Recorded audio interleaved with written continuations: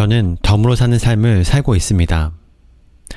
나는 사과 한 개밖에 사지 않았는데 내가 단골이라서 혹은 예뻐서 이러저러한 이유로 주인이 값없이 주는 게 덤입니다.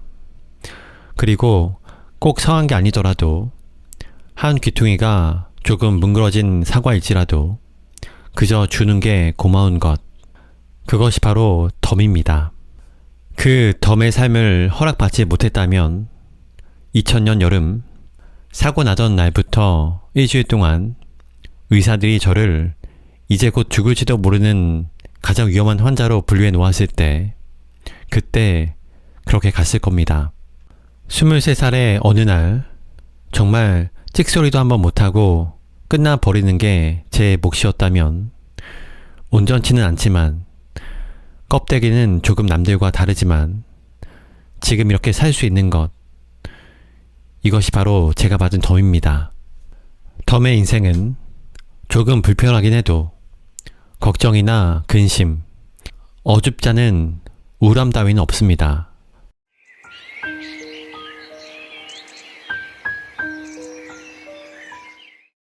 안녕하세요, 책바라기입니다. 오늘 소개할 책은 지선아 사랑해입니다. 우리가 위급한 상황에 처해 있을 때 119를 부르잖아요. 마찬가지로 독서에서도 119 책이 있는 것 같아요. 제가 큰 절망에 빠져 있을 때 혹은 제 힘으로 도저히 앞으로 나갈 수 없을 때 본능적으로 찾게 되는 책이 있습니다. 바로 오늘 소개해드릴 책인데요. 이 책을 읽으면 모든 것이 새롭게 정화되는 것 같고 또 살아있는 것, 내가 숨쉬는 것 자체만으로 감사하게 만드는 책입니다. 문을 열 수 있어서 감사하고 피부가 있어서 눈을 볼 수 있어서 걸을 수 있어서 손과 손가락이 움직일 수 있어서 감사하게 만들어주는 책입니다. 누가 그러더라고요. 인생 최고의 힐링은 좋은 곳에 가고 좋은 음식을 먹는 게 아니라 가장 밑바닥에 떨어졌을 때라고 하더라고요. 왜냐면 더 이상 잃을 것도 더 이상 나빠질래야 나빠질 수가 없기에 오직 좋아질 일만 남았기 때문이라고 하더라고요. 이 책은 저자가 인생의 극한의 바닥에 떨어졌다가 어떻게 다시 일어나게 되었는지에 관한 책입니다.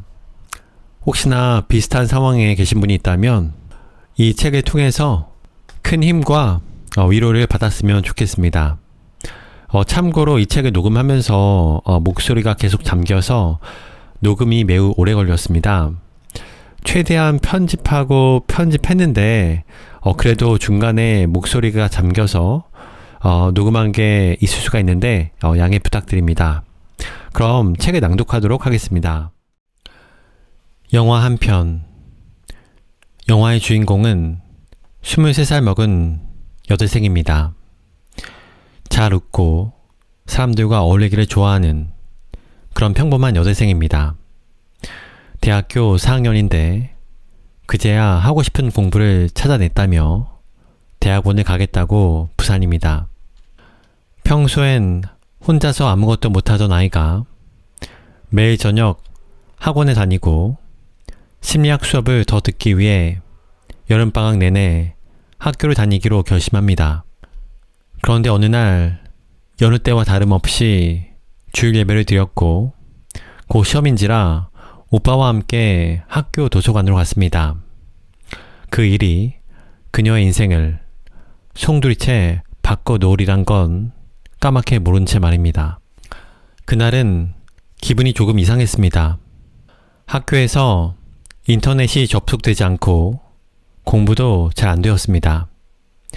밤 10시 주인공은 도서관에서 나옵니다. 학교 후문에서 오빠를 만나 집에 가기로 했기 때문입니다. 학교에 늦게까지 남아있는 날이면 늘 그렇게 집에 함께 왔습니다. 그런데 그날 주인공과 그녀의 오빠는 집에 돌아오지 못합니다. 오빠와 주인공이 탄 차가 신호를 기다리며 서 있는데 뒤에서 술에 만취한 운전자의 차가 그들의 차를 향해 돌진한 것이었습니다. 큰 사고였습니다. 차에서 불이 나기 시작했고 정신을 차린 오빠는 기절한 채 불길에 휩싸여 있는 동생을 꺼낸 후 자기 옷을 벗어 불을 껐습니다. 그리고 몇 분 지나지 않아 차는 폭발했습니다. 이런 영화에서는 늘 그렇듯 주인공이 정신을 차리고 깨어나 보니 병원입니다. 앞은 보이지 않고 소리만 들립니다. 그녀의 손발은 묶여있고 산소호흡기로 숨을 쉬는 모양입니다. 그녀의 전신에 55%의 3도 중화상을 입었습니다. 의사들도 그녀는 살지 못할 거라고 합니다. 설사 살게 되더라도 사람 꼴은 되지 않을 거라고 말합니다. 지옥 같았던 2개월간의 중환자실의 생활과 5차례에 걸친 피부 이식 수술 후에 7개월 만에 그녀는 집에 돌아옵니다. 하지만 집에 왔다는 감격도 잠시 그녀는 피부가 당기는 새로운 고통에 시달리게 됩니다. 밤이면 피부로 이식한 부위가 가려워 잠을 이루지 못합니다. 피부가 당겨 고개는 자꾸 오른쪽으로 돌아가고 척추도 조금 휘었습니다. 감사하며 맞이해야 할 아침은 그녀는 눈물로 시작합니다. 여기서 그만두고 싶은 생각이 간절합니다. 옆에 계신 엄마를 바라봅니다. 엄마 때문에라도 이겨내야 합니다. 그녀의 두 엄지손가락을 제외한 8손가락은 한마디 정도씩 절단되었습니다. 오른손은 거의 쓰지 못합니다. 그녀는 이제 장애인이 되었습니다. 상급 장애 진단을 받았습니다. 그녀는 얼굴을 심하게 다쳤습니다. 어디에도 예전 그녀의 얼굴은 없습니다. 그녀는 거울을 보지 않습니다. 하지만 그렇게 자신을 잊고 지내다가도 어두운 밤 유리창에 밥 먹을 때 숟가락에 CD 케이스에 비치는 외계인 같은 모습에 그녀는 깜짝 놀라곤 합니다. 주인공은 아이들을 참 좋아합니다. 그런데 이젠 아이들에게 다가갈 수가 없습니다. 그녀의 얼굴을 본 아이들은 화들짝 놀라 도망갑니다. 그녀는 조금 서글퍼집니다. 어느 토요일 저녁 그녀는 안경을 낀 채 텔레비전을 보고 있습니다. 안경 없이 보았던 것보다 훨씬 재미있습니다. 그렇게 웃다가 그녀의 눈에서 눈물이 흐르기 시작합니다. 더 이상 평범한 23살짜리 여대생이 아닌 것을 깨달았기 때문입니다.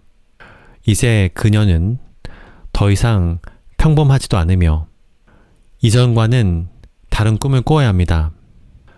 영화 같은 사랑 이야기에 가슴 들뜨기에는 그녀는 이제 너무 많이 달라져 있습니다. 주일 예배에서도 그녀는 찬양을 부르다가 속이 상합니다.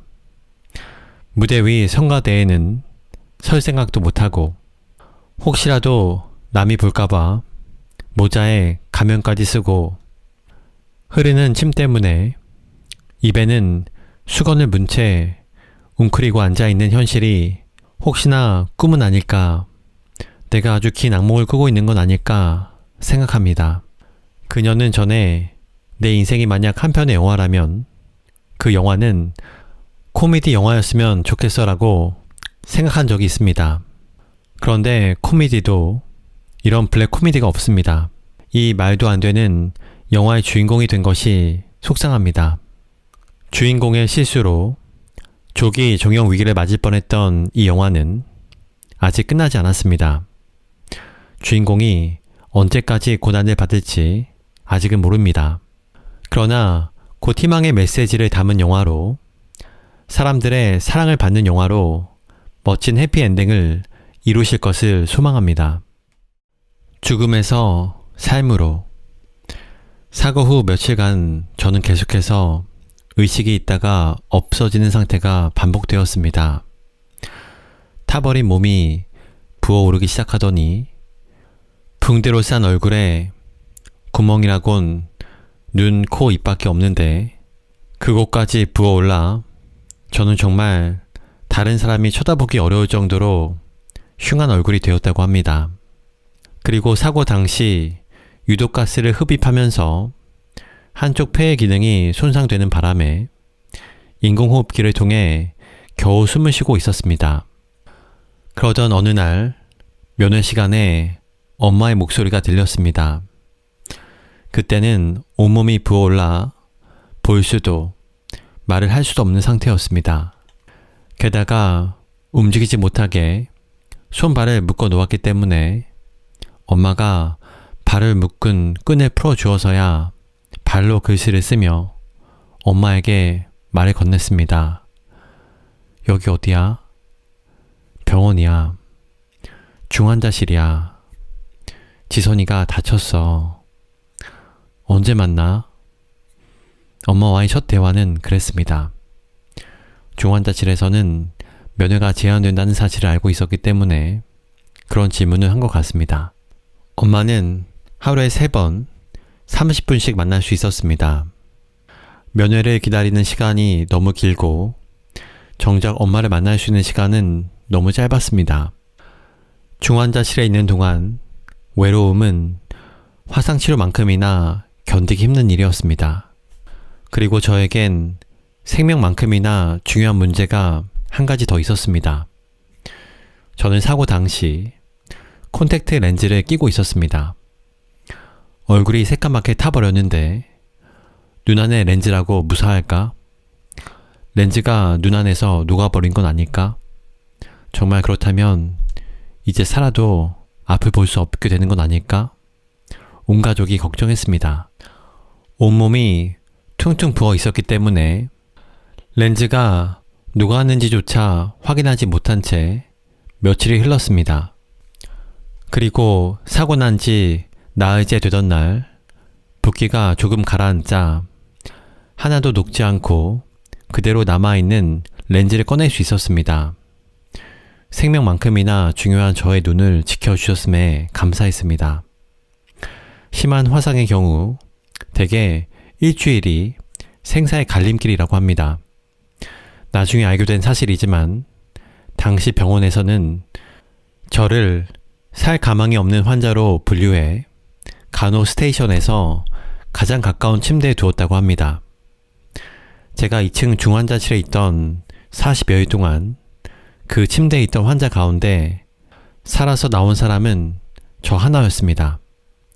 그리고 생사의 고비라는 그 일주일 동안 폐에 차있던 가스를 제거하는 관도 빼냈습니다. 그리고 어느 날 의사 선생님이 제 가슴을 두드리며 물었습니다. 이제 숨 쉴 수 있지?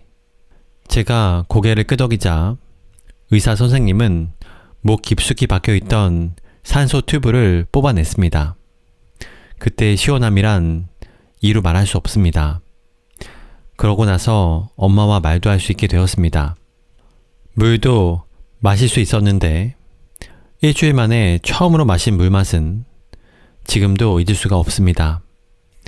온몸을 적시는 시원한 생명수 같은 그 물이 어찌나 감사하던지 그 행복함은 잊을 수가 없습니다. 하지만 모르는 게 하나 있었습니다. 그때는 그것이 살기 위한, 살아남기 위한 싸움의 작은 시작에 불과한다는 것을 미처 몰랐습니다. 저는 계속 헛것을 보았습니다. 누워있는 그곳이 병원으로 제대로 보이기까지도 아주 오랜 시간이 걸렸습니다. 수술을 하면 안 아프게 될 줄 알고 또 수술을 하면 이제 중환자실에서 나가게 될 줄 알고 그렇게 기다리던 첫 번째 수술을 받았습니다. 그 수술은 타버린 피부와 죽은 조직을 긁어내는 수술이었습니다. 수술 후 애타는 마음으로 뭔가 더 좋은 이야기를 듣고 싶었던 부모님은 수술실 앞에서 너무나 냉정한 현실에 대해 듣게 됩니다. 의사가 설사 살게 되더라도 사람 꼴은 안 될 것이고 손가락도 다 잘라야 한다고 말하자 엄마는 그 자리에서 쓰러졌고 그런 엄마에게 의사는 뭘 그런 거 가지고 놀라요. 얼굴은 더 엉망인데. 라고 한마디를 더 했습니다. 저는 고통스러운 비명을 지르며 피 비린내가 진동하는 몸으로 수술실에 나와 다시 중환자실로 옮겨졌습니다. 최악의 상황이었습니다. 죽은 조직을 걷어내니 치료는 더욱 고통스러웠습니다. 매일 아침 똑같은 과정이 반복되었습니다. 감겨있는 붕대가 잘 떼어지도록 물로 적시고 가위로 서걱서걱 잘라낸 후 모든 상처 부위를 소독물로 씻어냅니다. 약이 잘 발라지도록 물기를 또 닦아냅니다. 정말 고통스러운 시간입니다. 그 위에 다시 약을 바르고 새 붕대를 감는 것으로 치료는 끝이 납니다.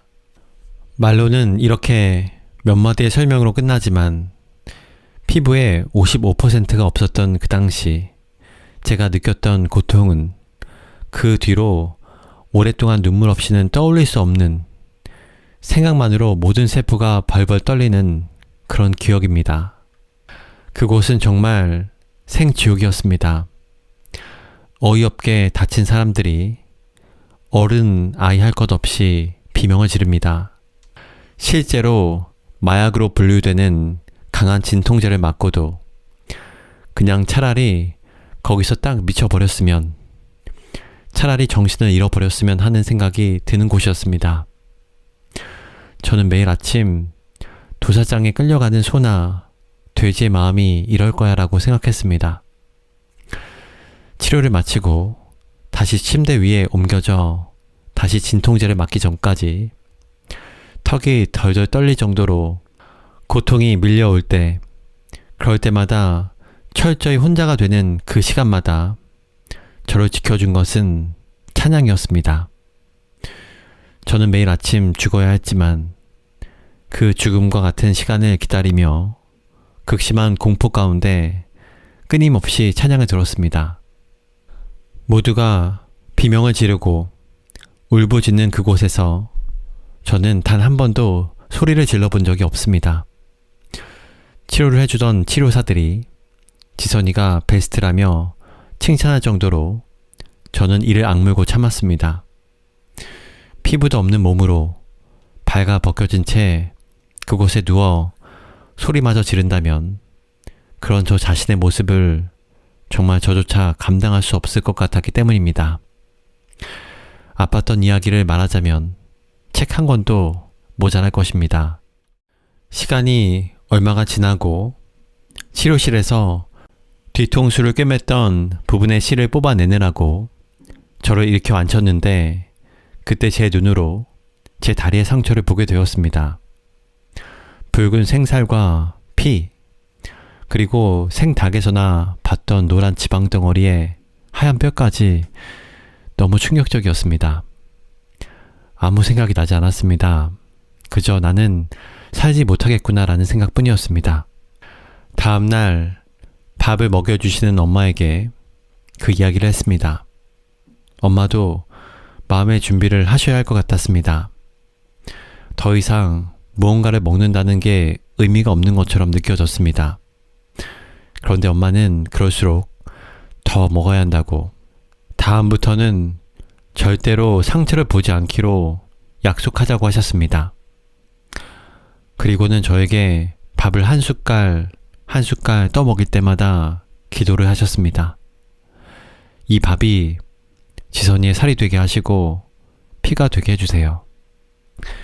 저는 열심히 먹었습니다. 제가 거기서 엄마에게 해줄 수 있는 건 그것뿐이었습니다. 엄마는 면회 시간이 끝난 뒤에도 계속 먹어야 한다고, 많이 먹어야 빨리 살이 차올라 이곳에 나갈 수 있다고 하셨습니다. 바쁜 간호사들의 온갖 눈치를 받으면서도 저는 죽을 힘을 다해 먹었습니다. 밤마다 양옆 침대에 누운 환자들이 혼수 상태에 빠지고 긴급 상황이 벌어지고 하나 둘씩 죽어가는 상황에서도 커튼 뒤로 삶과 죽음이 교차되는 그 순간에도 저는 계속 먹었습니다. 내가 지금 어떤 상태인지, 어떤 모습인지 궁금해하거나 묻지도 않았습니다. 두려움과 공포에 마음이 빼앗기지 않으려고 했습니다. 마음이 약해질 수 없었습니다. 저는 살아서 나가야 했습니다. 그렇게 그만둘 수 없었습니다.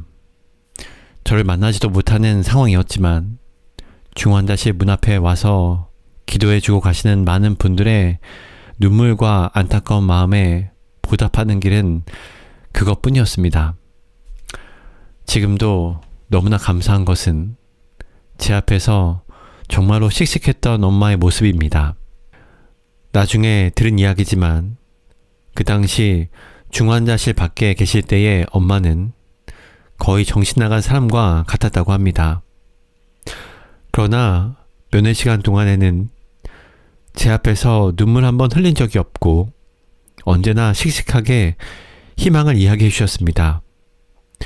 때로는 모르는 게 약이 될 때가 있습니다. 그때 만약 이렇게 많이 다친 걸 알았다면 정말 더 힘겹고 지루하고 괴로웠을 텐데 저는 엄마 덕분에 감사하게도 이렇게 심하게 다친 줄 모르고 괴로운 가운데서도 소망으로 버틸 수 있었습니다. 실제로 빠른 속도로 살이 차올랐습니다. 8월 28일, 29일 이틀에 걸쳐 양팔과 오른쪽 배, 허벅지에 두 번째 수술인 피부 이식 수술을 받고 36일 만에 중환자실에서 준중환자실로 옮겨졌습니다. 36일 동안 그 중환자실에서는 18명의 환자들이 숨을 거두었습니다. 중환자실은 정말 전쟁터였습니다. 머리부터 발끝까지 온몸을 미라처럼 붕대로 감은 저는 그곳에서 더 이상 여자도 사람도 아니었습니다. 누구보다 보호받아야 할 환자임에도 불구하고 오히려 눈꽃을 새 없이 바쁜 의료진을 이해해줘야 하는 웃지 못할 상황도 벌어졌습니다. 감염 위험이 높다는 이유로 가족과 만나는 면회 시간도 제한된 중환자실 안에는 날벌레들이 너무나 아무렇지 않게 날아다니고 있었습니다. 이미 그때부터 제 눈은 감기지 않았고 피부가 없는 얼굴에서 계속 진물이 나와 눈앞이 뿌옇게 잘 보이지 않았습니다. 그러던 어느 날 날아다니던 벌레 한 마리가 제 눈에 내려앉았습니다. 손가락 하나 까딱할 수 없던 저는, 눈을 깜빡거릴 수조차 없던 저는 누군가 와서 벌레를 쫓아주기 전까지 정말 아무것도 할 수 없었습니다. 벌레 하나 쫓아낼 수 없는 존재라니 많이 비참했습니다. 9월 21일 세 번째 이식 수술을 위해 다치지 않은 다리에서 피부를 얇게 떼어낸 후 그 피부를 새로 붙일 부분을 긁어내고 고르게 하는 수술을 받았습니다. 저는 제가 지르는 비명소리에 놀라 마취해서 깨어났습니다. 그러고는 엄마, 아파, 아파라고 울부짖었습니다. 그렇게 이를 악물고 참던 저도 별 수 없었습니다. 사고 후 2달 만인 2000년 9월 28일 저는 드디어 꿈에도 그리던 일반 병실로 옮겨졌습니다. 여전히 상처가 많이 남아 있었고 얼굴은 피부도 없는 상태로 나오긴 했지만 오랜 시간 동안 그렇게 그리웠던 가족을 마음껏 볼 수 있다는 것만으로 너무나 기쁘고 행복했습니다. 누울 곳도 제대로 없이 비좁은 일반 병실에서 내 식구가 3일 동안 함께 잤습니다. 너무 좋아서, 너무 감사해서 제가 식구들을 가지 못하게 했습니다. 그리고 곧 저는 얼굴의 피부 이식을 위해 성형외과로 옮겨졌습니다. 하지만 의학 분업의 여파로 인해 가을까지 계속된 의료 분쟁 탓에 의사를 만나기란 하늘의 별 따기였습니다. 어쩌다 어렵게 의사를 만나도 그들은 자신의 피곤함을 저와 가족에게 퍼부어대기 일쑤였습니다. 병원에 의사가 없다는 이유로 수술은 계속 미루어졌고 이식했던 상처들은 어느새 다시 녹아버려 더 큰 상처가 되어가고 있었습니다. 파업이 끝나고 의사들은 돌아왔지만 얼굴을 덮을 만한 피부가 넉넉하지 못하여 수술은 또다시 기약 없이 연기됐습니다. 12월 7일 병원을 옮긴 지 2달 만에 수술을 하게 되었습니다. 양손 엄지를 제외한 손가락 모두 한마디 정도씩 절단하기로 한다는 절단 동의서를 쓰고 말입니다. 그때 오빠가 들고 온 종이에 지장을 찍으면서도 저는 그게 절단 동의서인 줄 몰랐습니다. 수술실에 들어가면서 간호사가 양손 절단 동의서 확인하셨죠? 라고 하는 말을 듣고 저는 깜짝 놀라 엄마에게 물었습니다.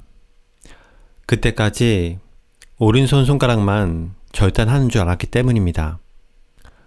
엄마, 왼쪽도 하는 거야?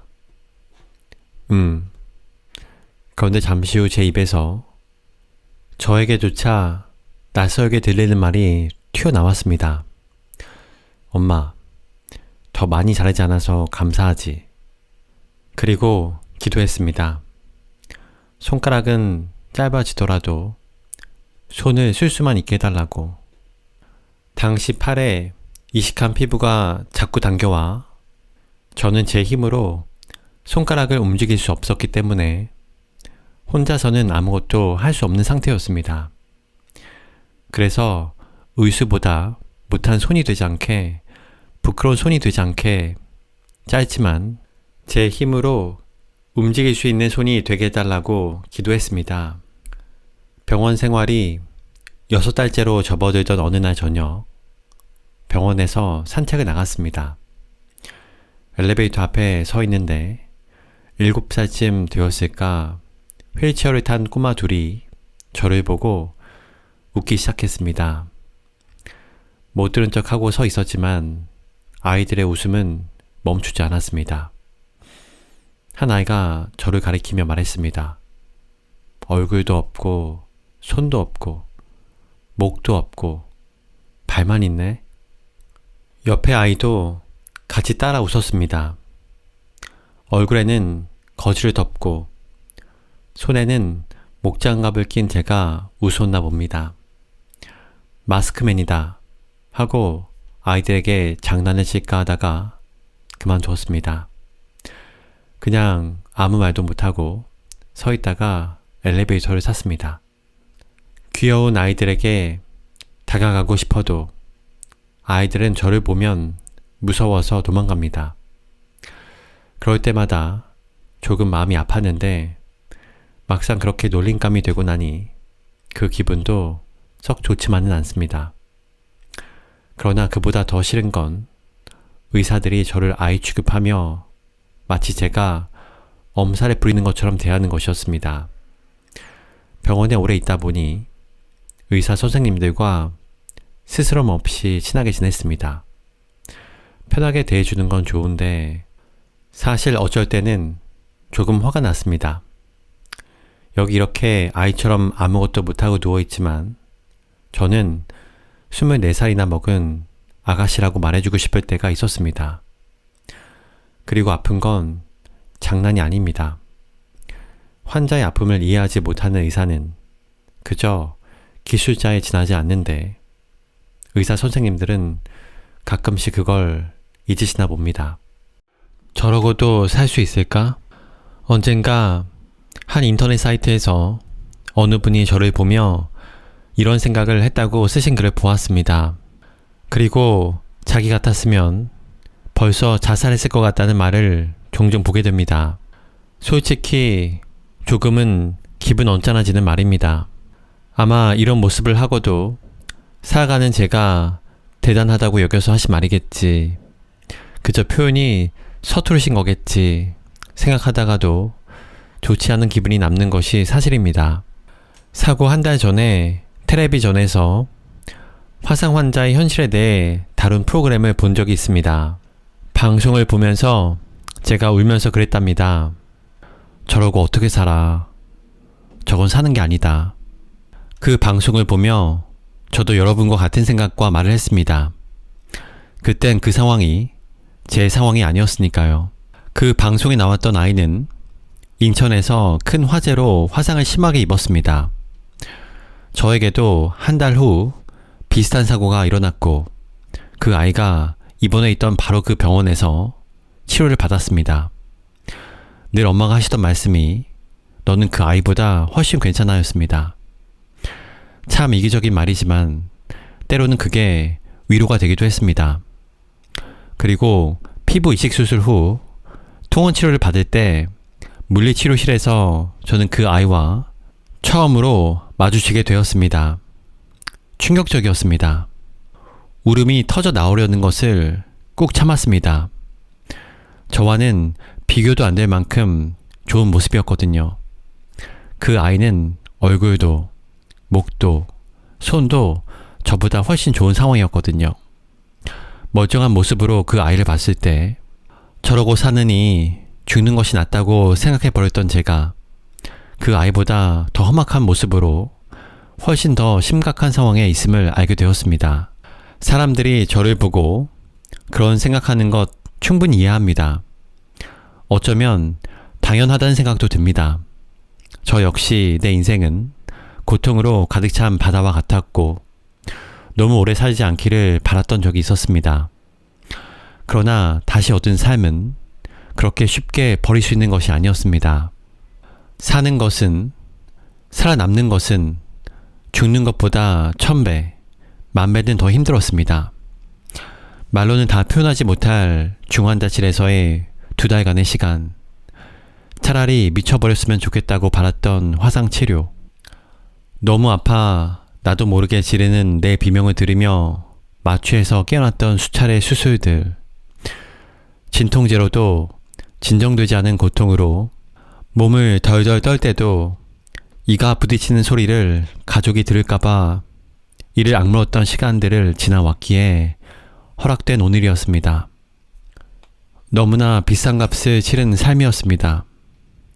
기막힌 나의 운명을 저주하고 내 달라진 모습을 비관하면서 포기하기엔 저의 오늘들엔 이 고통의 망망대해를 기꺼이 함께 해주는 여전히 나를 사랑하고 내가 사랑하는 사람들이 있습니다. 짧아진 8개의 손가락을 쓰면서 사람에게 손톱이 얼마나 중요한 것인지 알게 되었고 1인 10역을 해내는 엄지손가락으로 생활하며 이렇게 글도 쓰면서 손가락 중에 가장 중요한 엄지손가락이 온전히 남아있어 감사했고 눈썹이 없어 무엇이든 여과 없이 눈으로 들어가는 것을 경험하면서 사람에게 이 작은 눈썹마저 얼마나 필요한 것인지 막대기 같아져 버린 오른팔을 쓰며 왜 관절이 모두 구부러지도록 만드셨는지 온전치 못한 오른쪽 귓바퀴 덕분에 귓바퀴란 것이 귀에 물이 들어가지 않도록 얼마나 세심하게 만들어주신 것인지 알게 되었고 손이 귀까지 닿는 것은 얼마나 중요하고 필요한 것인지 알게 되었습니다. 잠시 동안이었지만 다리에서 피부를 많이 떼어내고 쩔뚝쩔뚝 걸으면서 다리가 불편한 이들에게 걷는다는 것 자체가 얼마나 힘든 것인지 느끼게 되었습니다. 무엇보다 건강한 피부가 얼마나 많은 기능을 했는지 껍데기일 뿐 별것 아니라고 생각했던 피부는 모공이 있어 숨을 쉬고 땀을 내고 체온도 조절해 주었으며 자리마다 색깔도 다르고 늘어나는 정도도 다 달랐음을 그 중요한 기능들을 다 잃은 피부를 가지게 되면서 알게 되었습니다. 남아있는 피부가 건강하게 움직여주는 것에 감사하며 우리의 몸이 얼마나 정교하게 얼마나 놀랍도록 세심한 계획 아래 만들어진 것인지 온몸으로 깨달았습니다. 그리고 내가 누구인지 상관없이 그저 눈에 보이는 대로 비천한 사람으로 불쌍한 사람으로 때로는 죄인이라도 된 듯 대해지는 것이 어떤 마음인지 알게 되었습니다. 이제는 지난 고통마저 소중하게 느껴집니다. 이 고통이 아니었다면 지금처럼 남들의 아픔에 진심으로 공감할 가슴이 없었을 테니까요.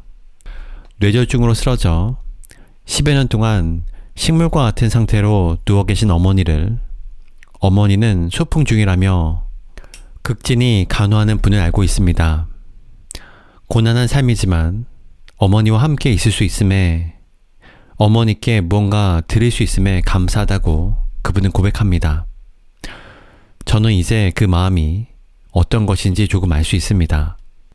추운 겨울날 아무 희망 없이 길에서 꼬부리고 누워 잠을 청해야 하는 노숙자도, 평생을 입이 아닌 목에 인공적으로 구멍을 뚫어 숨을 쉬어야 하는 사람도, 아무도 보이지 않는 곳에 자라나는 들풀도 이 땅에서의 생명이 허락된 이상 그 생명은, 그의 삶은 충분히 귀하고 소중하며 존중받아야 할 가치가 있습니다. 그 누구도 어떤 삶에도 죽는 게 낫다는 판단은 옳지 않습니다. 힘겹지만 오늘의 소중함을 알고 오늘을 살아내는 이들의 인생을 뿌리채 흔들어 밟는 그런 생각은, 그런 말은 옳지 않습니다. 틀렸다고 분명히 말하고 싶습니다. 저러고도 살 수 있을까? 네, 이러고도 삽니다. 몸은 이렇지만 누구보다 건강한 마음임을 자부하며 이 몸이라도 전혀 부끄럽게 여기지 않도록 사랑해준 가족들에게 감사하고 있습니다.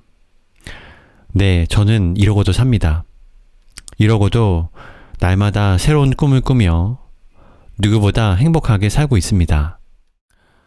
저는 지금도 동생이 주바라기에 글을 새로 올리면 덜컥 겁부터 납니다. 동생은 기분 나쁘거나 슬프면 너무 티가 납니다. 그냥 가만히 있거든요. 아무 말도 없이 그냥 가만히 있습니다. 절대 화를 내거나 거친 말들을 쏟아내는 법이 없습니다. 다치고 난 후에는 더 그런 것 같습니다. 그렇게 가만히 얼마간의 시간이 지나고 마음이 정리되면 동생은 글을 씁니다. 동생이 그렇게 새로 올린 글을 읽고 나면 저는 너무나 마음이 아프고 슬퍼집니다. 눈물이 흐르기도 하고 내 동생이, 또 우리 식구가 이런 상황이구나라는 걸 문득 다시 깨닫습니다. 하지만 돌아서서 동생을 바라보면 어느새 그 모든 것을 털어버리고 사랑의 총알을 쏘고 있습니다. 출근하자마자 동생의 글을 읽었습니다. 또 눈물이 나옵니다. 텔레비전이나 책에서 흔히 볼 수 있는 안타까운 사람들의 이야기, 다름 아닌 제 동생의 이야기라는 걸 또 알게 됩니다. 저러고도 살 수 있을까? 나 같으면 자살하겠다. 감히 어떻게 그런 말을 할 수 있는지 묻고 싶습니다. 어떤 기준으로, 누구의 기준으로 자신의 삶이 저러고도 사는 사람의 삶보다 낫다고 생각하는지 묻고 싶습니다. 동생이 다치고 나서 얼마나 다친 건지, 얼마나 심한 건지 알게 되는데 거의 반년이 걸렸습니다. 일주일이 멀다 하고 의사들에게서 더 심한 소리를 들어야 했습니다. 대부분의 의사들은 몸을 치료해주면서 마음을 병들게 하더군요. 그때마다 기절할 듯 괴로워하는 어머니를 봐야 했습니다. 그리고 태어나서 처음으로 아버지의 눈물도 봤습니다. 모든 상황이 죽기보다 싫을 때 금식을 했습니다. 금식을 끝내고 나면 떡 한 조각에도 얼마나 행복했는지 모릅니다. 동생은 살아있어서 행복하다고 말합니다. 그 마음의 고백이 우리 가족에게는 얼마나 큰 힘이 되는지 모릅니다. 하지만 동생에게도 우울하고 힘든 날이 있습니다. 그 어떤 위로도 눈앞의 현실을 이길 수 없는 것처럼 보일 때 저는 동생에게 말합니다. 내가 살고 싶지 않다고 말하면 나는 더더욱 살 수가 없다고. 행복은 마음속에 있습니다. 동생의 고백처럼 아팠던 기억은 기억하지 못하면 없던 일이나 마찬가지입니다. 마음속에 행복이 남아있다면 그것으로 충분합니다. 동생이 다치기 전에 특별히 부유하거나 특별히 잘난 것도 없는 우리 네 식구였지만 우리는 참 행복했습니다. 주발아기를 방문하셨다가 정말 많이 다쳤구나, 저러고 어떻게 사나 생각하시는 분들이 많으리란 것도 압니다. 하지만 누구나 그렇게 될 수 있습니다. 정해진 대로만 사는 인생은 없을 테니까요. 지금도 우리 네 식구는 행복합니다. 동생이 많이 아프지만 여전히 저러고 살면서도 행복은 있답니다. 우리는 여전히 행복합니다. 나는 지금 행복합니다. 저는 덤으로 사는 삶을 살고 있습니다.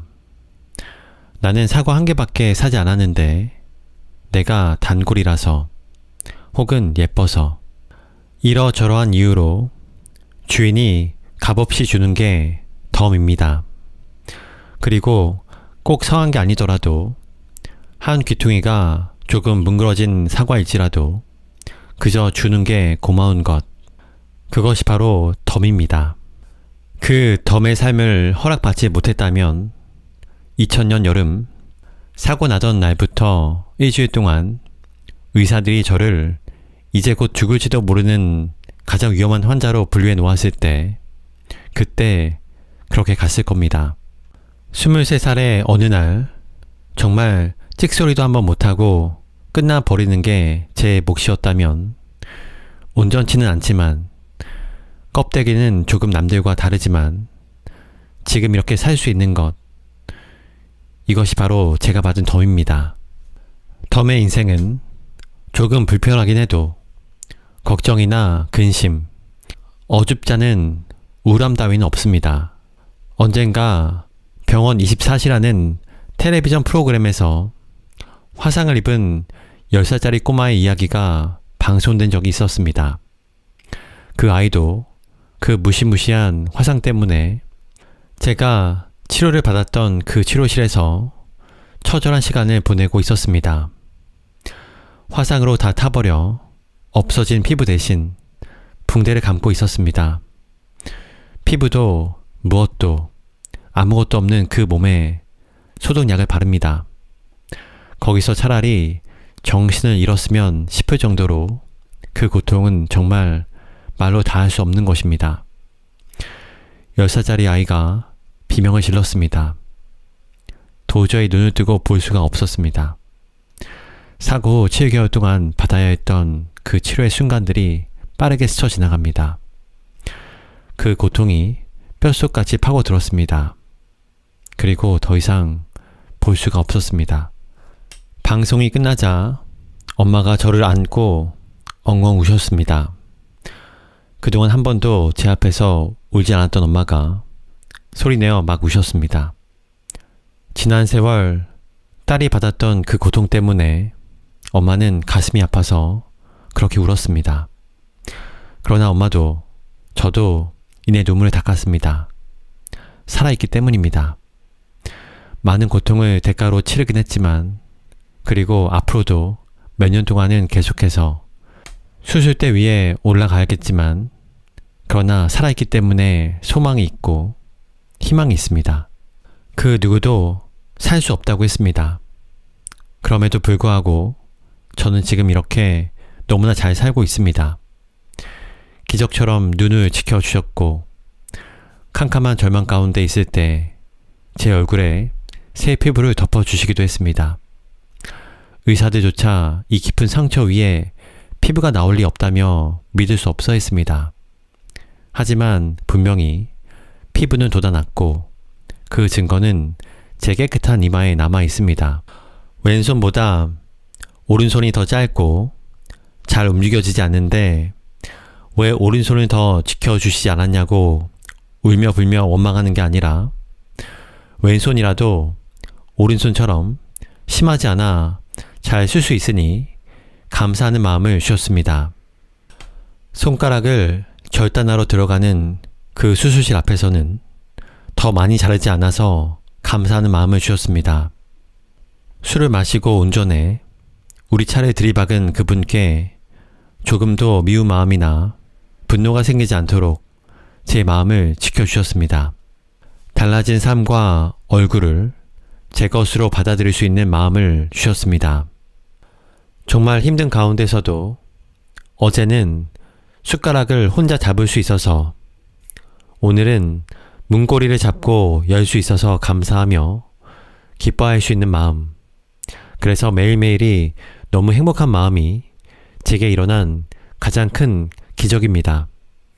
제 힘으로나 제 의지로는 결코 일어날 수 없는 일이기에 저는 감히 그것을 기적이라고 부릅니다.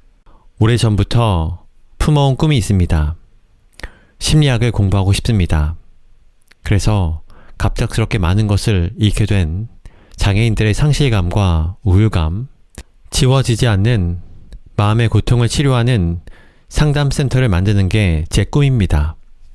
잃어보지 않은 사람은, 아파보지 않은 사람은 모르는 뭔가가 있는 것 같습니다.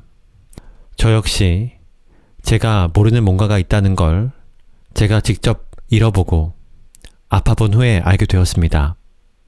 그래서 재활상담이라는 분야에 대해 정말 열심히 공부하고 싶습니다.